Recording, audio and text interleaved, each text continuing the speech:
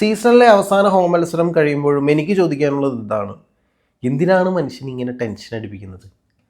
ഒന്നിൽ കൂടുതൽ ഗോളുകൾ നേടാനുള്ള ഫയർ പവർ ടീമിലുണ്ട്. കളിയുടെ ആദ്യം തൊട്ട് തന്നെ കളിയിൽ നല്ല കൺട്രോളും കാര്യങ്ങളും ഉണ്ടായിരുന്നു.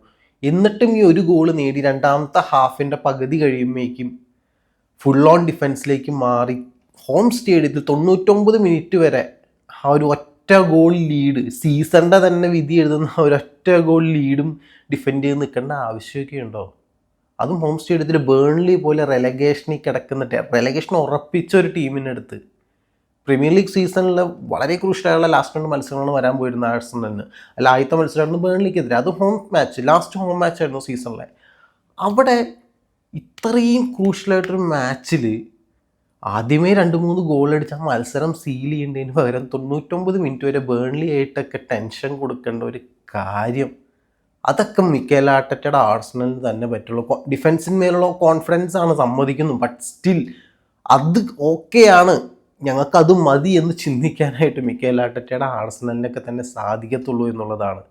പക്ഷേ anyway what matters is that 1-0 ബേൺലിനെ എമിറേറ്റ്സ് സ്റ്റേഡിയത്തിൽ തോൽപ്പിച്ചു. And we are almost there, almost just 1 win away. Crystal പാലസിനെതിരെ പ്രീമിയർ ലീഗ് സീസണിലെ ഈ സീസണിലെ അവസാന മത്സരം എവേ മാച്ച് സെൽഹസ് പാർക്കിൽ, ആ ഒരു മാച്ച് നമ്മൾ വിജയിക്കുന്നതോടു കൂടി 22 വർഷത്തെ നമ്മുടെ കാത്തിരിപ്പ്, 22 വർഷത്തെ കാത്തിരിപ്പും പിന്നെ കഴിഞ്ഞ 4 കൊല്ലത്തെ അപമാനവും, 4 കൊല്ലം കൂട്ടേണ്ട, ഒരു 3 കൊല്ലം കൂട്ടിയാലും മതി, കുഴപ്പമില്ല. ആദ്യത്തെ കൊല്ലം ആരും എക്സ്പെക്റ്റ് ചെയ്തിട്ടുണ്ടായില്ല. പിന്നെ കഴിഞ്ഞൊരു 3 കൊല്ലത്തെ അപമാനം എല്ലാം തേച്ച് മാച്ച് കളയാനുള്ള ദാറ്റ് മൊമെൻറ്റ്, അവർ ഡെസ്റ്റിൻഡ് മൊമെൻറ്റ് കടന്നു വരികയാണ് എന്നുള്ളതാണ്.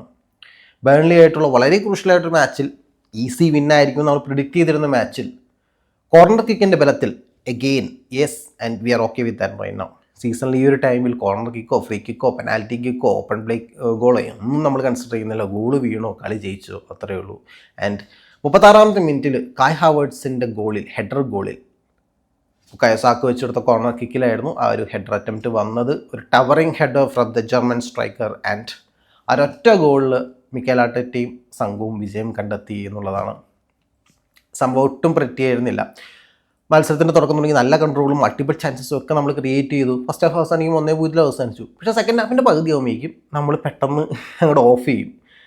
നമുക്കിനി അറ്റാക്ക് ചെയ്യാനുള്ള അപ്പറ്റൈറ്റൊന്നുമില്ല, നമ്മളൊന്ന് വെയിറ്റ് ചെയ്യാം, നമുക്ക് അത്രയ്ക്കൊന്നും വലിയ വിശപ്പില്ല അടുത്ത ഗോൾ അടിക്കാനായിട്ട്. പിന്നെ നമ്മൾ പതുക്കെ നമ്മുടെ ഫുൾ ഓൺ ഡിഫൻസിലേക്ക് പോകും. സീസണിൽ മൊത്തം കണ്ടുള്ള കാര്യമാണ്.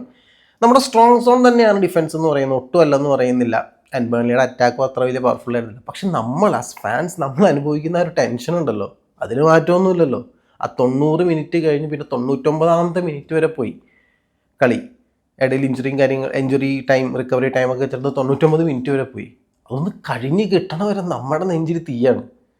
ലാസ്റ്റ് മാച്ചും ഇങ്ങനെയൊക്കെ തന്നെയായിരുന്നു വെസ്റ്റ് ഹാമിനെതിരെ. ഇതിപ്പോൾ ഒരു ക്വറ്റ് വീക്ക്ലി റൊട്ടീനായി തുടങ്ങിയ ആർസണൽ ഫാൻസിന്. ബട്ട് സ്റ്റിൽ അതിനൊക്കെ ഉള്ള ഗുണം നമുക്ക് ഈ വരുന്ന വീക്കെൻഡിൽ നമുക്ക് കിട്ടും എന്ന് തന്നെയാണ് ഞാൻ എക്സ്പെക്റ്റ് ചെയ്യുന്നത്. കിട്ടും, ഇത് നമുക്കുള്ളത് തന്നെയാണ്, അത് കിട്ടണം. എനിവേ മാച്ചിൽ പല സ്ഥലങ്ങളിലും നമ്മളായിട്ട് തന്നെ പണി പാളിക്കുന്ന അല്ലെങ്കിൽ പാലിച്ചേക്കാവുന്ന കുറച്ച് സീക്വൻസുകളൊക്കെ ഉണ്ടായിരുന്നു എന്നുള്ളതാണ്. നമുക്ക് ഈ ഹൈ ടെൻഷനിൽ വരുന്ന മത്സരമായതുകൊണ്ട് പ്ലേയേഴ്സിന് ചില സമയത്ത് കാമായിട്ട് നിൽക്കാൻ പറ്റുന്നില്ല എന്നൊരു പ്രശ്നം ഉണ്ടായിരുന്നു. ഫസ്റ്റ് ഹാഫിൻ്റെ തുടക്കത്തിൽ ട്രൊസാർഡ് ചെറിയൊരു തള്ളലമ്പിൾ ഇതൊക്കെ കാണിച്ചിരുന്നു, പക്ഷെ അവിടെ കാർഡും കാര്യങ്ങളൊന്നും കൊടുത്തില്ല. പക്ഷേ സെക്കൻഡ് ഹാഫിൽ കായ് ഹാവേർട്സ് ശരിക്കും പേടിപ്പിച്ച്. കായ് ഹാവേർട്സ് ഒരു കൗണ്ടർ അറ്റാക്ക് ബ്ലോക്ക് ചെയ്യാനായിട്ട്, അല്ലെങ്കിൽ കൗണ്ടർ അറ്റാക്ക് ആദ്യമേ മുളയിലേ നുള്ളാനായിട്ടുള്ള പരിപാടി നോക്കിയതാണ്. പക്ഷെ അത് റെഡ് കാർഡിൽ അവസാനിക്കാതിരുന്നത് നമ്മുടെ ആർസണൽ ഫാൻസിൻ്റെ പ്രാർത്ഥന കൊണ്ടായിരിക്കും. VAR മൾട്ടിപ്പിൾ ടൈംസ് ചെക്ക് ചെയ്തു. വീഡിയോ റീപ്ലേ കാണുമ്പോൾ യെസ് ഹൈ ഹീലാണ്, പക്ഷെ അത്ര ഹാർഡായിട്ടുള്ളൊരു ടച്ച് അല്ലാത്തത് കൊണ്ട് VAR വേറെ രീതിയിൽ അതിനെ പരിഗണിച്ചില്ല. മഞ്ഞക്കാർഡ് തന്നെ കൊടുത്താൽ മതി എന്നുള്ള തീരുമാനം എടുത്തു. ആ ഒരു മൊമെൻറ്റിൽ റെഡ് കാർഡ് കിട്ടിക്കഴിഞ്ഞാൽ നമ്മൾ കളി തോക്കുമെന്നല്ല പറയുന്നത്, പക്ഷെ അതിൻ്റെ കാരണം കൊണ്ട് നമുക്കുണ്ടാവുന്നൊരു നമ്മുടെ പ്ലേയേഴ്സിനുണ്ടാവുന്ന ഒരു മെൻ്റൽ അടി അത് വലുതായിരിക്കും എന്നുള്ളതാണ്. അത് ബേൺലി മുതലാക്കുകയോ ഇല്ലയോ എന്നുള്ളത് നമുക്ക് പറയാൻ പറ്റത്തില്ല. സോ ചില സിറ്റുവേഷൻസ് ഉണ്ടായിരുന്നു, നമ്മളായിട്ട് തന്നെ സ്വതപ്പാൻ ചാൻസ് ഉള്ള കുറച്ച് സിറ്റുവേഷൻസ് ഉണ്ടായിരുന്നു. പക്ഷെ അറ്റ് ദി എൻഡ് നമ്മൾ നമ്മുടെ ഗ്രൗണ്ട് സ്റ്റാൻഡ് ചെയ്തു.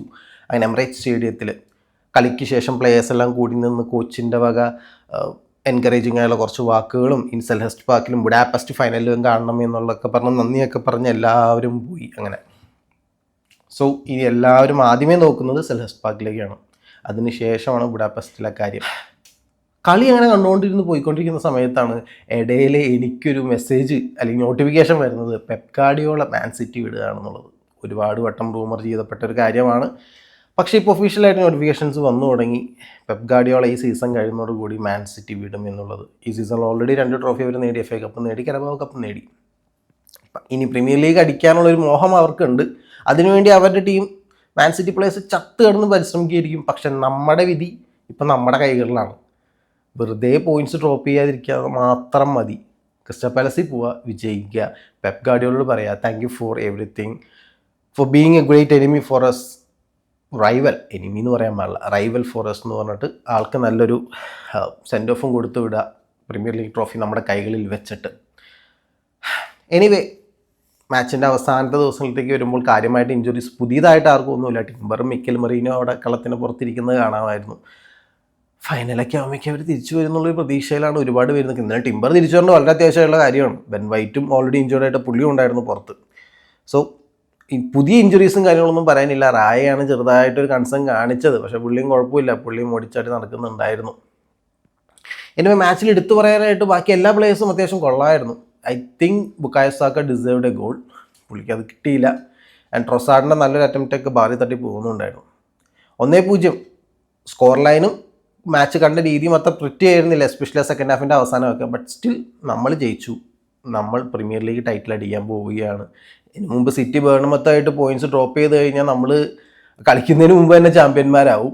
അത് കുറച്ചും കൂടി നമുക്ക് സെക്യൂറിങ് ഒരു പാത്ത് വേ ആണ്. പക്ഷേ എനിക്ക് ആഗ്രഹം ആ ഒരു ജയത്തോടെ കപ്പടിക്കണം എന്നുള്ളതാണ്. പക്ഷെ പോട്ടെ, കപ്പടിക്കണം, അതാണ് മെയിനായിട്ടുള്ള കാര്യം. അത് നേരത്തെ ആയാലും സന്തോഷം. പക്ഷേ ആ ജയിച്ച് നേടുമ്പോൾ കുറച്ചും കൂടി ഒരു ഇമ്പാക്റ്റ് ഉള്ള പോലെ, 22 വർഷത്തെ കാത്തിരിപ്പിനായിട്ട് കറക്റ്റായുള്ള ഇമ്പാക്റ്റ് റിസൾട്ട് കിട്ടും എന്നൊരു തോന്നൽ.